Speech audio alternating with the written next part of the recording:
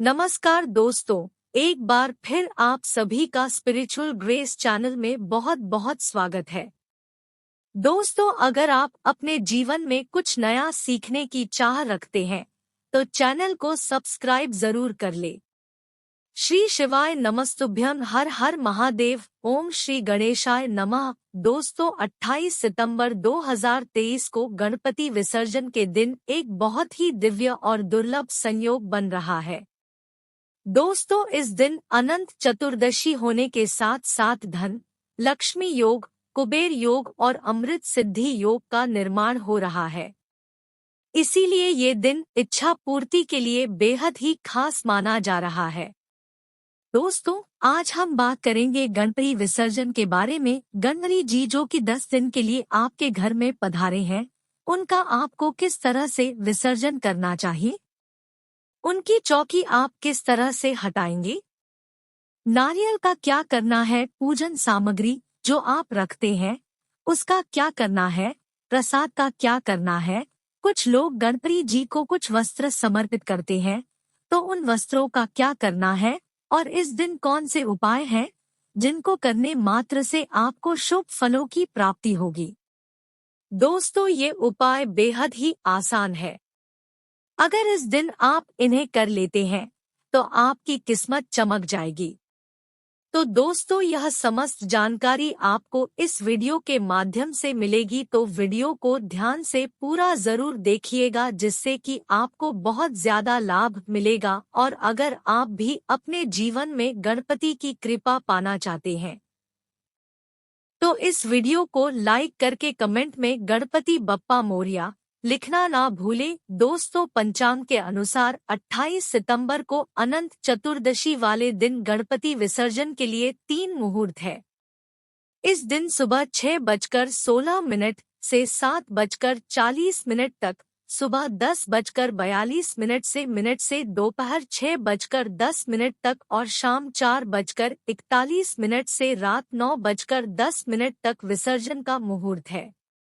इन मुहूर्त में गणपति का विसर्जन कर सकते हैं।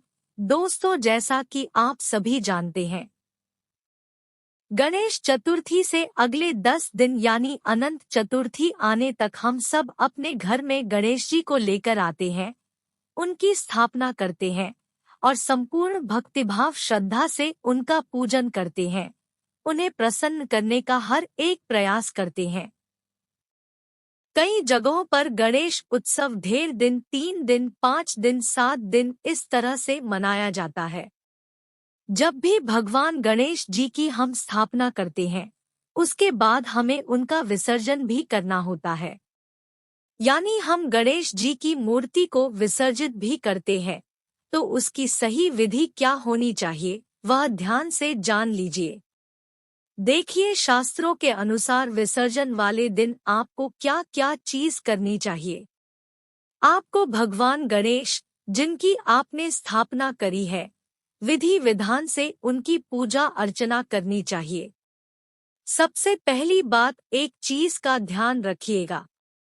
गणपति दिन विसर्जन करने के लिए आप जाते हैं, उस दिन सवेरे जल्दी उठकर स्नान करके पहले घर को स्वच्छ कर लीजिए, क्योंकि कहा जाता है किसी भी मेहमान के घर से जाने के बाद हमें सफाई नहीं करनी चाहिए। और गणेश जी तो रिद्धि, सिद्धि, धन आदि सभी चीजों के देवता है, ऐश्वर्य के देवता है। तो भगवान जब भी जाए, उनके जाने के बाद आपको झाड़ू पोछा नहीं लगाना है। आप झाड़ू पोछा पहले ही लगाए, साफ सफाई पहले ही कर लीजिए। इसके बाद नहा धोके जब भी आप स्नान कर लेते हैं, पूरा परिवार मिलकर गणेश जी की पूजा आराधना करें। कैसे करनी है वो भी जान लीजिए। गणेश जी को अगर हो सके तो पूरे जो गुलाब होते हैं उनकी आपको माला पहनानी चाहिए। अगर आपको मिल जाते हैं तो, नहीं तो आप अन्य फूलों की माला भी पहन सकते हैं। आपको दूर्वा अर्पित करनी चाहिए। आपको अक्षत, हल्दी, कुमकुम आदि भगवान गणेश जी को अर्पित करना चाहिए, क्योंकि देखिए, जब भी हमारे यहाँ से कोई मेहमान जाते हैं तो उन्हें पूरा प्रसन्न करने की पूरी कोशिश करते हैं। तो आपको क्या करना है, उनका जो भी प्रिय भोग है उन्हें गुड़ चढ़ाया जाता है। भगवान गणेश जी को गुड़ का भोग अत्यधिक प्रिय होता है। ड्राई फ्रूट्स का भोग आप रखें, देखिए जो यथासंभव हो आपके लिए जितना आप कर सके वह करें। उनको फल अर्पित करें, उनको मोदक प्रिय है, वो अर्पित करें। जो आप कर सकते हो उतनी पूरी कोशिश करें। उनका प्रिय भोग उनके सामने रखें।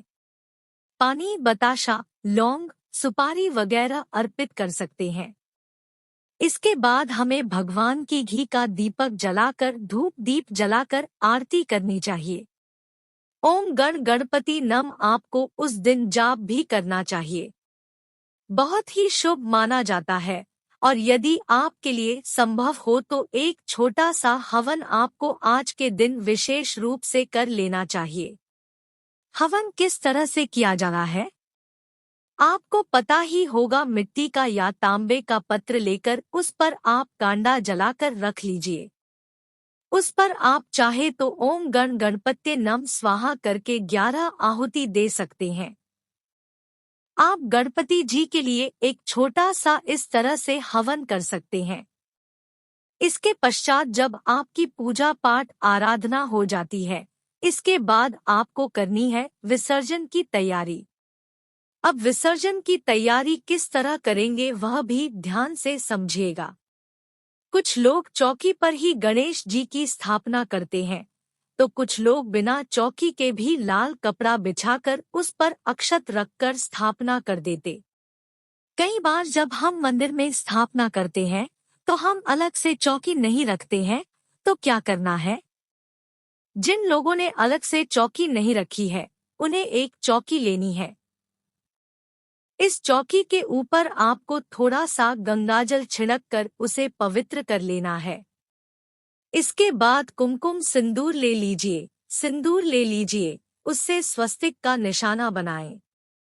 इसके बाद उसके ऊपर थोड़ा सा अक्षत रखें।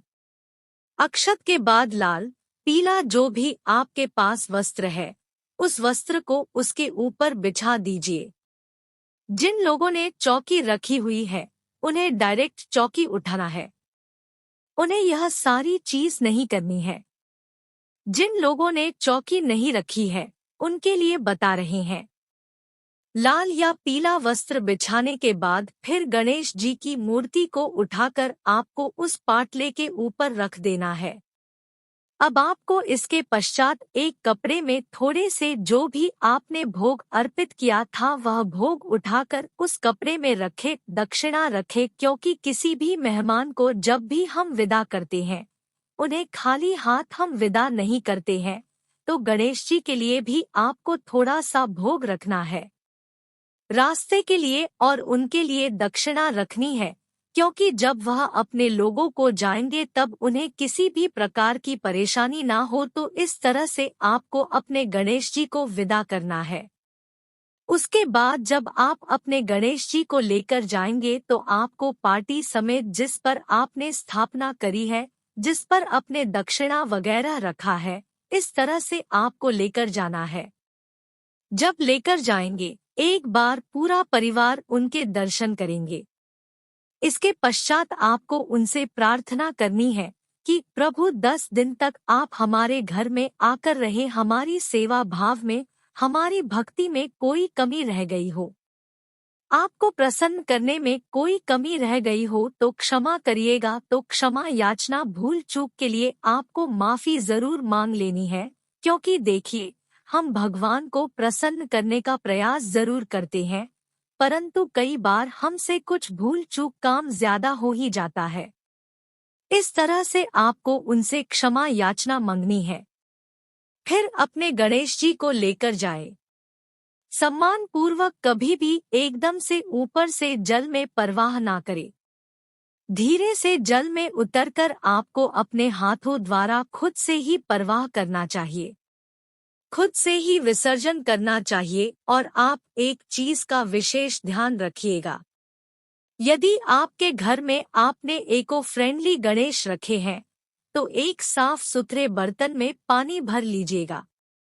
इतना भरिएगा कि वह अच्छे से उसके अंदर विसर्जित हो जाए। थोड़ा सा कच्चा दूध डालकर थोड़े से पुष्प उसमें डाल दीजिएगा। उसके बाद आप अपने गणेश जी को उसके अंदर विसर्जित करिएगा। अब आप घर में विसर्जित कर रही है तो दक्षिणा स्वरूप आप थोड़े से अक्षत डाल दीजिएगा। दक्षिणा स्वरूप यदि आप घर में विसर्जन कर रहे हैं तो इसके बाद जब मिट्टी जल में पूरी तरह से घुल जाए, घुलने के बाद उस जल को आपको अपने घर के गमले में डाल देना है और ध्यान रखिएगा ऐसी जगह डालिएगा जहां उस मिट्टी में आपके पैर ना पड़े। घर में गमले जो रखे होते वह थोड़े से कोने में हो, पानी बहकर नीचे ना आए। इस तरह से आपको अपने घर में उनका विसर्जन कर देना है या आप एक खाली गमले में भी विसर्जन कर सकते हैं। उसमें कुछ पौधे के बीज डाल दीजिएगा तो उस मिट्टी से पौधे उत्पन्न हो जाएंगे और गणेश जी का आशीर्वाद आपके घर में बना रहेगा।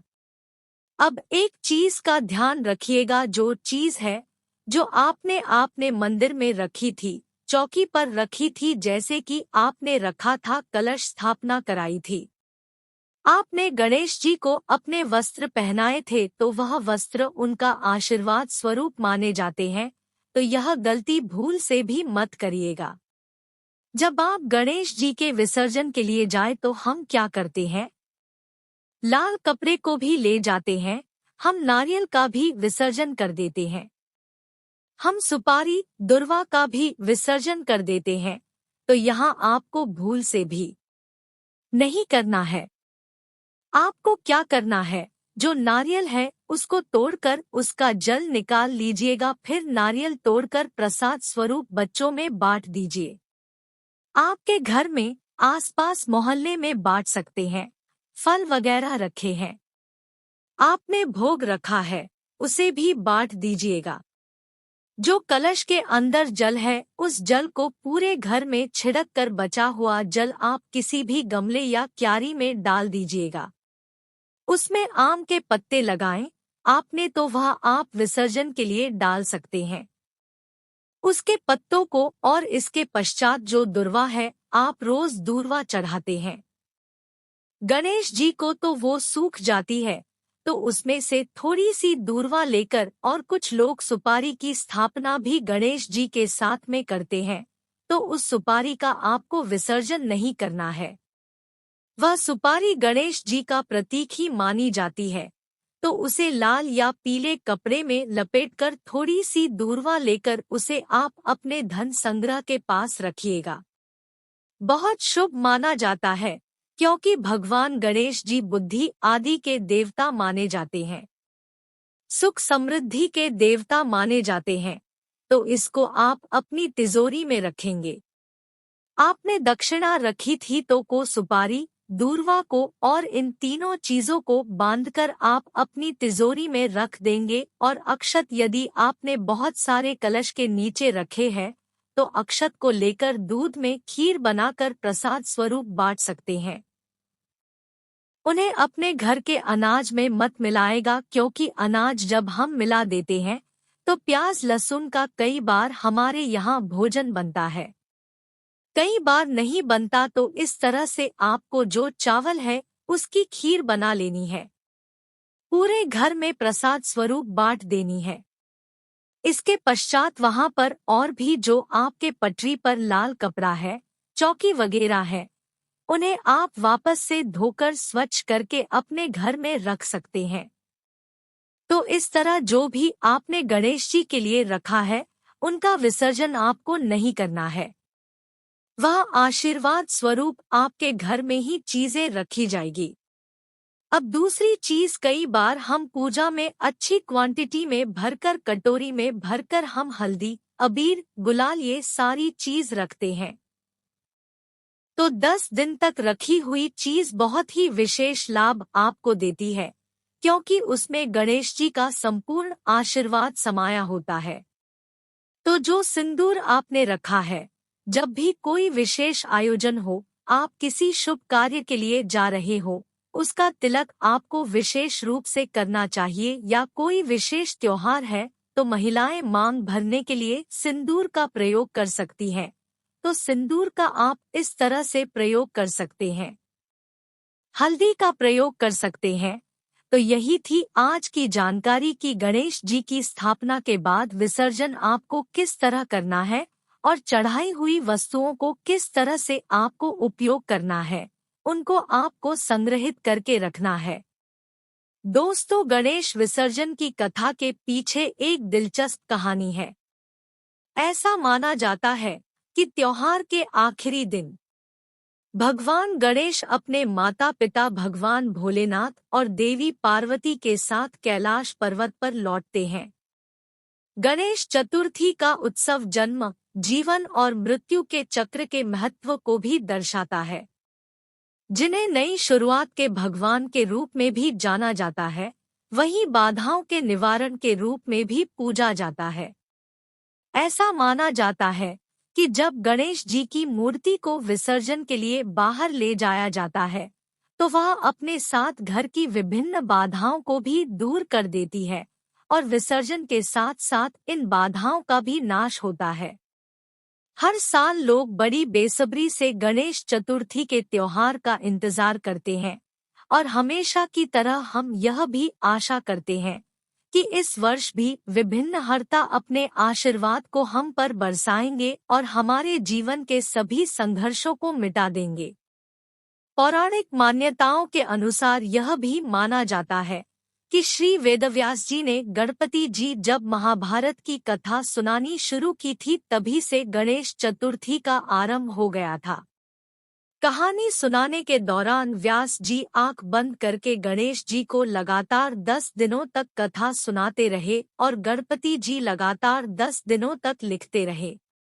ये कथा खत्म होने के 10 दिन बाद जब व्यास जी ने आंखें खोली तो देखा कि गणेश जी के शरीर का तापमान काफी ज्यादा बढ़ गया था।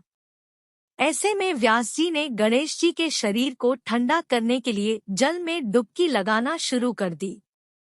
तभी से यह मान्यता है कि 10वें दिन गणेश जी को शीतल करने के लिए उनका विसर्जन जल में किया जाता है।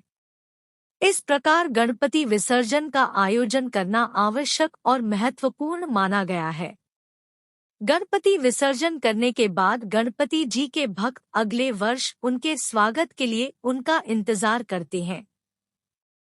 साथ ही जीवन के हर एक पड़ाव में गणपति जी का आशीर्वाद प्राप्त करने के लिए भी उनसे प्रार्थना करते हैं। दोस्तों, भगवान गणेश के विसर्जन से पहले ये आसान उपाय करके आप अपने दोषों को सदैव के लिए दूर कर सकते हैं। आइए जानते हैं कौन से हैं वह उपाय। बिगड़ा काम बन जाएगा। अक्सर देखा जाता है कि हम किसी काम के पूरे होने के लिए लगातार कोशिश करते हैं, लेकिन वह पूरा नहीं हो पाता है। तो अब आप चिंता छोड़कर 4 नारियल एक माला में पिरोकर गणेश जी को अर्पित करें।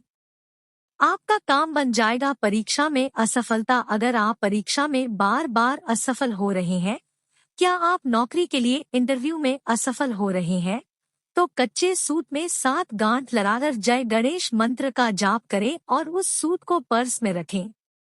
आपकी समस्या समाप्त हो जाएगी। किस्मत नहीं दे रही है साथ। अगर आपका भाग्य आपका साथ नहीं दे रहा है और आप उसे अपने अनुकूल बनाना चाहते हैं, तो गजानन का जलाभिषेक करके लड्डू का भोग लगाएं और प्रार्थना करें। ऐसा करने आपका काम हो जाएगा। समस्याओं का ऐसे करें समाधान। यदि आप किसी समस्या से लगातार परेशान हैं, तो गणपति का स्वरूप कहे जाने वाले हाथी को हरा चारा खिलाकर प्रार्थना करने से आपकी समस्या का समाधान हो जाएगा। धन प्राप्ति के लिए अगर आप तंगी से परेशान हैं और धन प्राप्ति करना चाहते हैं, तो प्रातः काल उठकर स्नान करें और गाय को शुद्ध घी व गुड़ का भोग लगाएं। आपकी समस्या जल्द समाप्त होगी।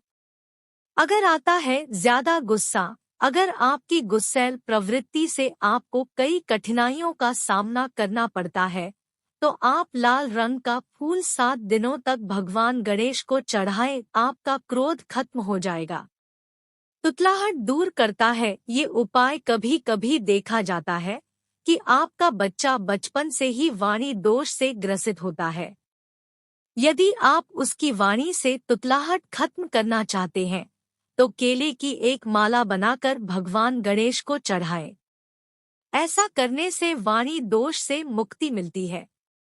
पारिवारिक कलह से बचने के उपाय। आपका परिवार अगर पारिवारिक कलह से जूझ रहा है तो बुधवार के दिन गणेश जी की प्रतीकात्मक मूर्ति बनाकर घर के मंदिर में स्थापित करें और रोज उसकी पूजा करें।